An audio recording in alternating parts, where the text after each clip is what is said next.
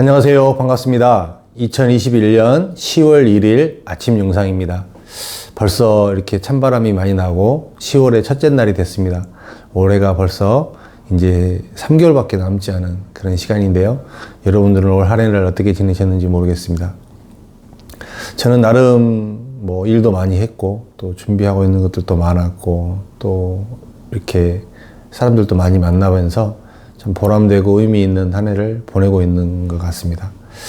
오늘 영상에서는 이제 지식산업센터에 관해서 이렇게 볼 때 이제 보통의 대부분의 이제 사람들이 다 분양자의 입장 이렇게 많이들 이야기를 하거든요.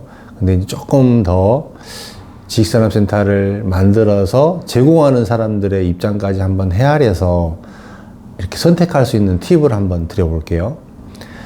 여러분들도 잘 아시겠지만 이제 최근에는 굉장히 매머드하게 큰 지식산업센터들도 많이 생겨나고 있습니다. 대부분 매머드하게 땅이 한 10,000평 정도에 이렇게 크게 들어가는 지식산업센터는 어디에 있나요? 제 영상을 많이 보신 분들은 분명히 아실 거예요. 서울에는 없습니다. 서울에는 없고 대부분 다 지방, 택지지구, 그러니까 서울을 둘러싼 위성지역에 신규 택지개발 지구에 들어가는 것들이 거의 대부분 매머드하게 크게 들어가는 부지들이 있습니다. 이제 그곳에는 이제 처음에 계획을 그렇게 하기 때문에 그런 토지가 제공이 됐다라고 제가 이야기를 드렸죠. 근데 이제 이걸 뒤집어 놓고 한번 보자고요. 그러면 서울은 상황이 어떨까요? 서울은 땅이 10,000평짜리가 있을까요? 없어요. 단일 토지로 10,000평짜리가 지금 현재 서울 시내에는 중공업지역, 공업지역에 없습니다. 이제 그런 토지들이 다 거의 대부분 대기업들이 갖고 있는 토지였거든요. 이제 그런 토지들도 상당히 많이 팔렸고, 이제 가산만 보더라도 LG전자에서 가지고 있는 땅들이 거의 대부분 팔고 마곡으로 넘어갔고, 또 더러 이렇게 서울 곳곳에 강서 쪽, 그 다음에 성수동 쪽 이런 데서 개발을 했던 땅들, 큰 땅들이 있기는 있었지만 서울 시내에 있는 땅들은 5,000평이면 굉장히 큰 땅이라고 봐야 됩니다. 제가 이제 이 이야기를 왜 드리냐면요. 그러면 서울을 벗어난 이외의 지역에서는 굉장히 크고 매머드한 건물을 선택할 수 있어요. 선택할 수 있고 충분히 이렇게 고려해 볼 만한 대상이 됩니다. 근데 서울 시내에서는 큰 건물을 선택하기가 사실상 쉽지가 않아요. 거기다가 이제 서울 시내에서 지식산업센터를 짓고 인허가를 밟을 때요. 토지 면적이 3,000평 이상이 넘어가는 건물에 대해서는 서울시가 인허가에 주무부처가 되고요. 3,000평이 이하가 됐을 때는 각 지자체가 심의에 주체가 됩니다. 이 말은 무엇이냐면 이제 토지가 커서 만약에 5,000평짜리에다가 단일 건물을 만약에 지식산업센터를 짓는다고 쳐보세요. 그러면 인허가를 서울시를 통해서 받아야 되기 때문에 관할 지자체에서 인허가를 받는 것보다 훨씬 기간이 소요가 많이 됩니다. 이 말은 즉슨 무슨 말이냐면 사업을 준비하는 사람 입장에서는 비용이 그만큼 많이 들어가고 그만큼 그 중간에 자기 자금이 많이 잠겨 있기 때문에 자금 회전에서도 문제가 되기 때문에 사업을 하는 사람 입장에서는 선호하는 방법이 아닙니다. 그래서 어떤 방식이 나오냐면 토지가 5,000평짜리 토지가 있어요. 토지가 5,000평짜리가 있으면 요거를 매입을 하게 되면 개발하는 사람이 매입을 하게 되면 이 토지를 필지를 분할을 합니다. 그래서 3,000평, 2,000평 이렇게 나눠서 두 개, 실질적으로는 한 개 토지에 두 개의 분할 건물이 들어가는 구도로 거의 대부분 설계를 합니다.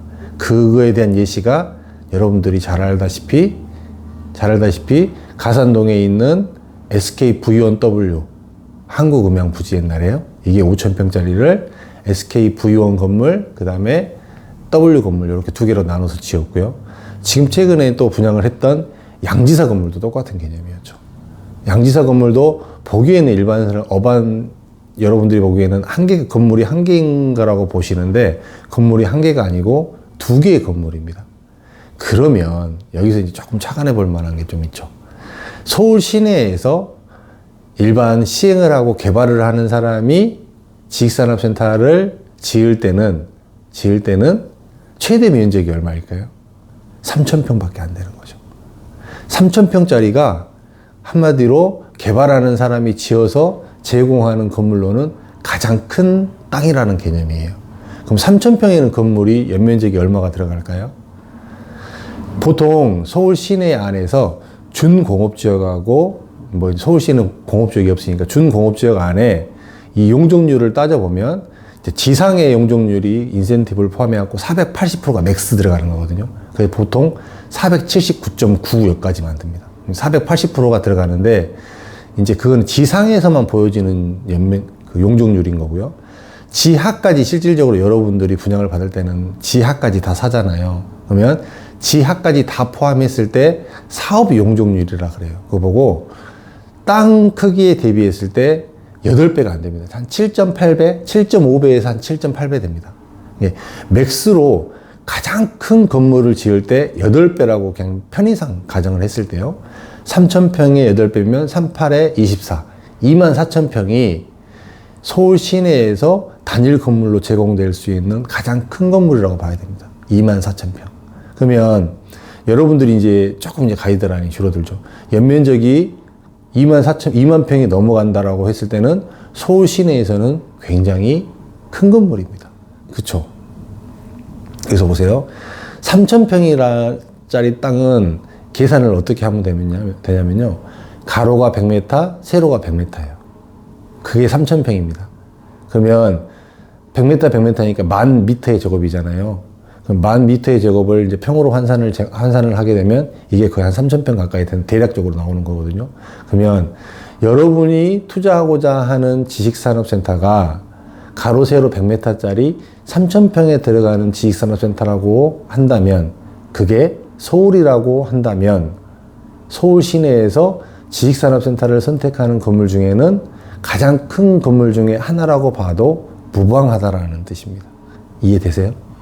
그럼 이게 뭘 또 의미를 하냐면 서울 시내에는 이거보다 더 큰 건물이었기 때문에 서울시 안에서 3,000평 정도 되는 건물에 지어진 지식산업센터를 내가 보유하고 임대사업을 한다고 봤을 때는 내 건물에 들어와서 임대를 한번 써본 사람은 나보다 더 큰 건물로 가서 임대를 쓸 확률이 정말 떨어집니다. 무슨 말이냐면 내 건물에 들어와서 3,000평짜리 건물에서 임대사업을 하는 사람은 굉장히 만족도가 높아질 수 있다라는 이야기입니다. 이게 이제 지금 현재 앞으로는 더 하면 더 있지 덜 하진 않죠. 과거에는 단일 토지가 굉장히 큰 것들도 많았기 때문에 뭐 이 정도 사이즈가 나올 만한 것들이 상당히 많았습니다. 실제 가산에서만 보더라도 2만 평 이상 되는 건물들이 상당히 많거든요. 근데 지금은 앞으로는 이제 그런 것들이 다 개발이 됐기 때문에 그 다음에 어느 곳을 막론을 하고 다 뭐 성수동, 영등포, 뭐 강서 여기 다 구로가산도 다 마찬가지로 요만한 토지가 나올 수가 없기 때문에 그 희소성은 더 말할 나위 없이 굉장히 크다고 보시면 됩니다. 이제 이런 부분으로 봤을 때 사실은 문종동이 후광 효과를 더 보고 있다라고 제가 전에도 영상에서 말씀을 드렸습니다. 문종동은 서울에 접해 있으면서 도시 개발, 택지 개발을 한 지역이기 때문에 토지 제공 자체를 5,000평, 10,000평으로 했어요. 네. 한마디로 5,000평, 10,000평으로 제공을 처음부터 택지를 자르면서 해버렸기 때문에 인허가에서도 편했고 또 건물 짓는 것도 크게 지었고 그게 실질적으로 선택하는 사람에게는 더 긍정적인 요소로 나타났고 이런 부분들이죠. 이제 이런 부분으로 봤을 때 이제 여러분들이 선택하려고 봤을 때 그러면 어느 건물이 좋을까? 어떤 거를 보면은 좀 더 나을까? 이런 부분이 의외로 또 보일 수도 있습니다.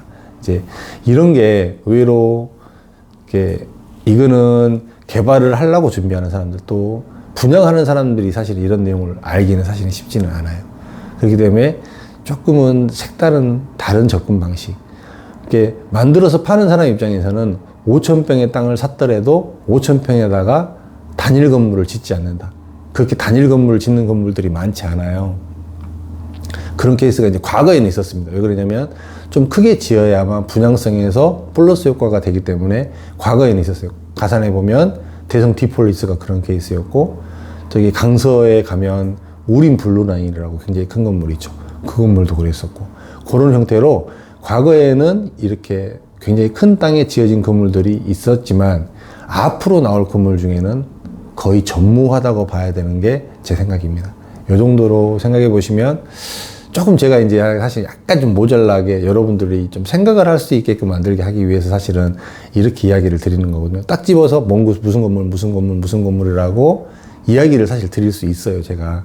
근데 그렇게 하지 않는 이유는 여러분들이 조금 더 스터디를 해가면서 또 건물을 실제로 봐가면서 아, 박 대표가 얘기를 했던 게 이런 건물에 해당이 되겠구나. 아, 여기는 정말 실제로 보면 좀 쾌적할 수 있겠구나라는 거를 조금 공부를 통해서 배워가는 과정이면 어떨까 싶어서 제가 정답은 드리지 않았어요. 이런 내용으로 보고 지식산업센터를 접근을 해보면 여태까지 또 제 영상을 또 봐주신 분이라면 유추해서 아, 이 건물이 그래서 좋구나라는 거를 알 수 있을 거라고 저는 생각합니다. 오늘 영상은 이 정도로 마치고 10월에 한 달 행복하게 보내시고 올해 남은 3달 또 화이팅 하시고요. 저도 또 열심히 달려가고 있으니까 함께 자주 이렇게 소통하고 만나는 시간이 되었으면 좋겠습니다.